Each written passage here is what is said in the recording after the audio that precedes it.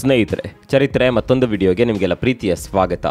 ಈಗ Bharat digital India ಆಗಿ ಬದಲಾಗಿದೆ. ಎಲ್ಲವೂ ಡಿಜಿಟಲ್ಮಯ. ಅದರಲ್ಲೂ ಹಣಕಾಸಿನ ವ್ಯವಹಾರವಂತೂ ಸಂಪೂರ್ಣವಾಗಿ ಡಿಜಿಟಲ್ ರೂಪ ಪಡೆದುಕೊಂಡು ಬಿಟ್ಟಿದೆ. ಯಾರು ಕೂಡ ಈಗ ಕೈಯಲ್ಲಿ ಕ್ಯಾಶ್ ಇಟ್ಕೊಂಡು ಓಡಾಡೋದಿಲ್ಲ. ಮತ್ತೊಂದು ಕಡೆಯಲ್ಲಿ ಸಣ್ಣ ಗೂಡಂಗಡಿಯಿಂದ ಹಿಡಿದು ಮಾಲ್ಗಳವರೆಗೆ ಎಲ್ಲ ಕಡೆ ಈಗ UPI ಪೇಮೆಂಟ್ ಸಿಸ್ಟಮ್ ಇದೆ. ಆರಂಭಿಕ ಹಂತದಲ್ಲಿ ಜನರಿಗೆ UPIನಿಂದ ತೊಂದರೆ ಆದರೂ ಈಗ ನಮ್ಮ ಜನ UPIಗೆ ಎಡಿಕ್ಟ್ ಆಗಿ ಬಿಟ್ಟಿದ್ದಾರೆ. ಈಗ ಶ್ರೀಮಂತರಿಂದ ಹಿಡಿದು ಬಡವರವರೆಗೆ ಪ್ರತಿಯೊಬ್ಬರೂ ಕೂಡ ಹೆಚ್ಚಾಗಿ UPI ಮೂಲಕವೇ ವ್ಯವಹಾರ ಮಾಡ್ತಾರೆ. ಕೆಲವೊಂದು ಕಳ್ಳದಾರಿಯಲ್ಲಿ ದುಡ್ಡು ಮಾಡುವವರನ್ನ ಬಿಟ್ಟು ಉಳಿದೆಲ್ಲರೂ UPI ಬಳಸ್ತಾರೆ.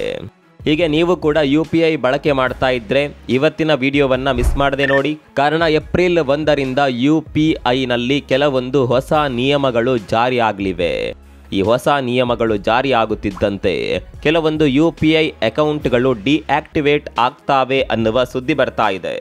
ಕೆಲವೊಂದು ನಂಬರ್ಗಳಲ್ಲಿ ಲಿಂಕ್ ಆಗಿರುವ UPI ಅಕೌಂಟ್ಗಳು ತಮ್ಮ ಕೆಲಸವನ್ನು ನಿಲ್ಲಿಸಲಿದೆ.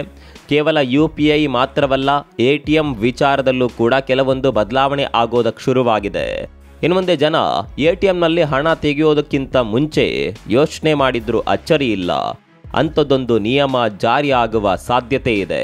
ಅಷ್ಟಕ್ಕೂ ಏನಿದು UPIನ ಹೊಸ ನಿಯಮಗಳು? ಕೆಲವೊಂದು ನಂಬರ್ಗಳ ಅಕೌಂಟ್ ಡಿಆಕ್ಟಿವೇಟ್ ಆಗೋದು ಯಾಕೆ? ನಿಮ್ಮ ಅಕೌಂಟ್ಗೆ ಕೂಡ ಕುತ್ತು ಬರುತ್ತಾ? ATM ವಿಚಾರದಲ್ಲಿ ಜಾರಿಯಾಗುವ ಹೊಸ ನಿಯಮವಾದರೂ ಏನು? ಎಲ್ಲವನ್ನ ಡೀಟೇಲ್ ಆಗಿ ತೋರಿಸ್ತೀವಿ ನೋಡಿ.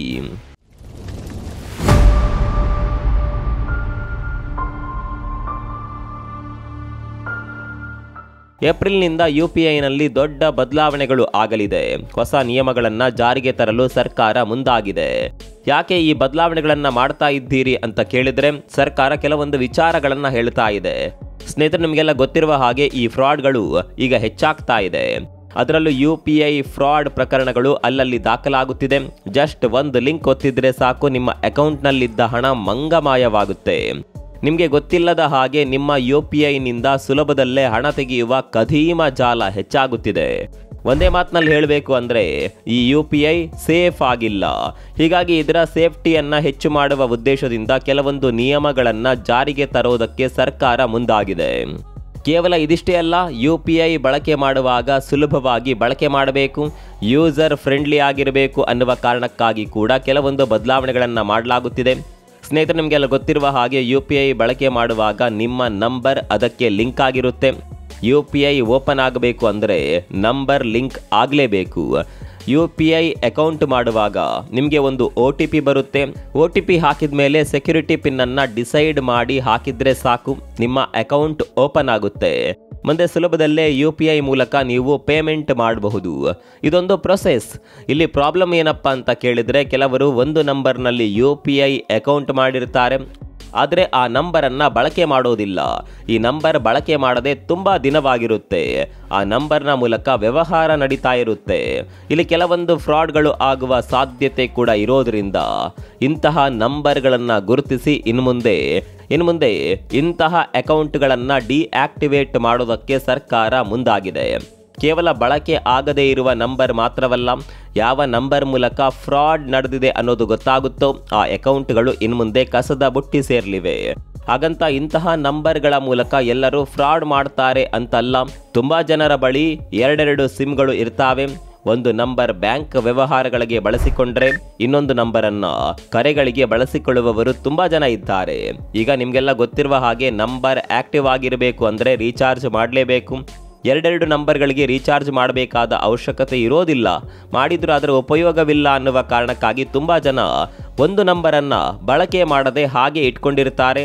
ಇಂತಹ ನಂಬರ್ಗಳು ಈಗ UPIನಿಂದ ಡಿಆಕ್ಟಿವೇಟ್ ಆಗುವ ಸಾಧ್ಯತೆ ಇದೆ. ಹೀಗಾಗಿ ಸರ್ಕಾರ ಈ ನಿಯಮದ ಬಗ್ಗೆ ಚಿಂತನೆ ಮಾಡಬೇಕಾದ ಅಗತ್ಯ ಕೂಡ ಇದೆ. ಇಲ್ಲಿ ಮತ್ತೊಂದು ವಿಚಾರ ನಿಮಗೆ ಗೊತ್ತಿರಬೇಕು. ಒಂದು ವೇಳೆ ನೀವು ನಿಮ್ಮ ಸಿಮ್ಗೆ 90 ದಿನಗಳ ಕಾಲ ರೀಚಾರ್ಜ್ ಮಾಡದೇ ಇದ್ದರೆ ಟೆಲಿಕಾಂ ಕಂಪನಿಗಳು ನಿಮ್ಮ ನಂಬರನ್ನು ಬೇರೊಬ್ಬರಿಗೆ ಅಲಾಟ್ ಮಾಡುವ ಸಾಧ್ಯತೆ ಇರುತ್ತೆ. ಅಂತಹ ಸಂದರ್ಭದಲ್ಲಿ ನಿಮ್ಮ ಹಣ, ನಿಮ್ಮ UPIಗೆ ಬರುವ ಹಣ ಇನ್ನೊಬ್ಬರ ಅಕೌಂಟ್ ಸೇರುವ ಸಾಧ್ಯತೆ ಕೂಡ ಇರುತ್ತೆ. ಹೀಗಾಗಿ ಸರ್ಕಾರ ಈ ವಿಚಾರವನ್ನು ಪರಿಗಣಿಸಿ ಆಕ್ಟಿವ್ ಇಲ್ಲದ ನಂಬರ್ಗಳನ್ನು ಗುರುತಿಸೋದಕ್ಕೆ ಶುರು ಮಾಡಿದೆ. ನಿಮ್ಮ ನಂಬರ್ಗಳು ಕೂಡ ಇದೇ ರೀತಿ ರೀಚಾರ್ಜ್ ಮಾಡದೆ ತುಂಬ ಟೈಮ್ ಆಗಿದ್ದರೆ ನೀವು ಈ ಬಗ್ಗೆ ಗಮನ ಹರಿಸೋದು ಒಳ್ಳೆಯದು. ಹಾಗಂತ ಒಮ್ಮೆ ಅಪ್ಡೇಟ್ ಮಾಡಿದ್ರೆ ಸಾಕು ಅಂತ ಅಂದ್ಕೊಳ್ಬೇಡಿ. ಬ್ಯಾಂಕ್ಗಳು ಇದನ್ನ ಪ್ರತಿ ವಾರ ಕೂಡ ಚೆಕ್ ಮಾಡ್ತಾನೆ ಇರಬೇಕು.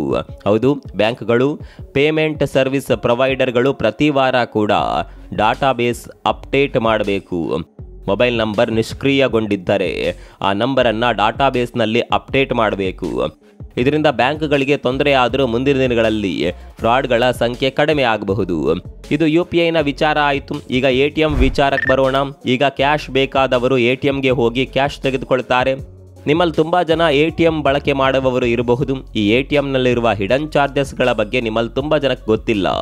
ನೀವು 10,000 ರೂಪಾಯಿಯನ್ನ ATMನಿಂದ ವಿತ್ಡ್ರಾ ಮಾಡಿದ್ರಿ ಅಂತ ಇಟ್ಕೊಳ್ಳಿ. ನಿಮ್ಮ ಅಕೌಂಟ್ನಿಂದ 10,000 ರೂಪಾಯಿ ಕಟ್ ಆಗುತ್ತೆ. ಆದರೆ ಪ್ರತಿ ಬ್ಯಾಂಕ್ಗಳು ATM ಚಾರ್ಜನ್ನು ಹಾಕ್ತಾವೆ, ಆದರೆ ಮೆಸೇಜ್ ಎಲ್ಲೂ ಬರೋದಿಲ್ಲ. ಕೇವಲ ATMಗಾಗಿ ನಿಮ್ಮ ಅಕೌಂಟ್ನಿಂದ ಎಷ್ಟು ಹಣ ಕಟ್ಟಾಯಿತು ಅನ್ನೋದು ನಿಮಗೆ ಗೊತ್ತೇ ಆಗೋದಿಲ್ಲ. ಈಗ ಆ ಹಿಡನ್ ಚಾರ್ಜ್ ಮತ್ತಷ್ಟು ಹೆಚ್ಚಾಗುವ ಸಾಧ್ಯತೆ ಇದೆ. ಇದಕ್ಕೆ ಕಾರಣ ಸರ್ಕಾರ ಇಂಟರ್ಚೇಂಜ್ ಫೀಸನ್ನು ಹೆಚ್ಚು ಮಾಡೋದಕ್ಕೆ ಹೊರಟಿರೋದು. ಅರೆ, ಈ ಇಂಟರ್ಚೇಂಜ್ ಫೀಸ್ ಅಂದರೆ ಏನು ಅಂತ ಕೇಳಿದರೆ, ನಿಮ್ಮ ಬಳಿ SBIನ ಅಕೌಂಟ್ ಇದೆ ಅಂತ ಅಂದ್ಕೊಳ್ಳಿ. ಹೀಗಾಗಿ ನಿಮ್ಮ ಬಳಿ SBI ATM ಕಾರ್ಡ್ ಕೂಡ ಇರುತ್ತೆ. ಆದರೆ ನೀವು ATM ಬಳಕೆ ಮಾಡುವಾಗ ಆಕ್ಸಿಸ್ ಬ್ಯಾಂಕ್ನ ATM ಬಳಕೆ ಮಾಡಿ ಹಣ ವಿತ್ಡ್ರಾ ಮಾಡ್ತೀರಿ. ಯಾವುದೇ ಬ್ಯಾಂಕ್ನ ATMನಲ್ಲಿ ಬೇರೆ ಯಾವುದೇ ಬ್ಯಾಂಕ್ನ ATM ಕಾರ್ಡ್ ಇದ್ರೂ ಅದು ವರ್ಕ್ ಆಗುತ್ತೆ. ನೀವು ಒಂದು ಬ್ಯಾಂಕ್ನ ಕಾರ್ಡ್ ಬಳಸಿ ಮತ್ತೊಂದು ಬ್ಯಾಂಕ್ನ ATM ಅನ್ನು ಬಳಕೆ ಮಾಡಿದಾಗ ಅಲ್ಲಿ ಇಂಟರ್ಚೇಂಜ್ ಫೀಸ್ ಅನ್ನೋದು ಬ್ಯಾಂಕ್ಗಳಿಗೆ ಬರುತ್ತೆ. ಹಾಗಂತ ಬ್ಯಾಂಕ್ಗಳು ಆ ಫೀಸನ್ನು ತಮ್ಮ ಮೇಲೆ ತೆಗೆದುಕೊಳ್ತಾವೆ ಅಂತ ಅಂದುಕೊಳ್ಳಬೇಡಿ. ಆ ಹೊರೆಯನ್ನು ಬ್ಯಾಂಕ್ಗಳು ನೇರವಾಗಿ ನಮ್ಮ ಮೇಲೆಯೇ ಹಾಕುತ್ತವೆ.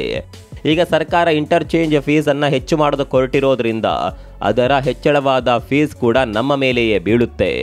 ಸರಿಯಪ್ಪ, ಈ ಫೀಸನ್ನು ಎಷ್ಟರ ಮಟ್ಟಿಗೆ ಹೆಚ್ಚು ಮಾಡ್ತಾರೆ ಅಂತ ಕೇಳಿದರೆ, ನೀವು ಒಂದು ವೇಳೆ ಬೇರೆ ATMನಿಂದ ಹಣ ವಿತ್ಡ್ರಾ ಮಾಡ್ತೀರಾ ಅಂದುಕೊಳ್ಳಿ. ಇಲ್ಲಿವರೆಗೆ ಇಂಟರ್ಚೇಂಜ್ ಫೀಸ್ 17 ರೂಪಾಯಿ, ಇನ್ನು ಮುಂದೆ ಅದು 19 ರೂಪಾಯಿಗೆ ಏರಿಕೆ ಆಗಲಿದೆ. ಇದು ಹಣ ವಿತ್ಡ್ರಾ ಮಾಡಿದ ಸಂದರ್ಭದಲ್ಲಿ. ಇನ್ನು ಕೆಲವರು ಬ್ಯಾಲೆನ್ಸ್ ಚೆಕ್ ಮಾಡೋದಕ್ಕೆ, ಮಿನಿ ಸ್ಟೇಟ್ಮೆಂಟ್ ತೆಗೆಯೋದಕ್ಕೆ ಕೂಡ ATM ಅನ್ನು ಬಳಕೆ ಮಾಡ್ತಾರೆ.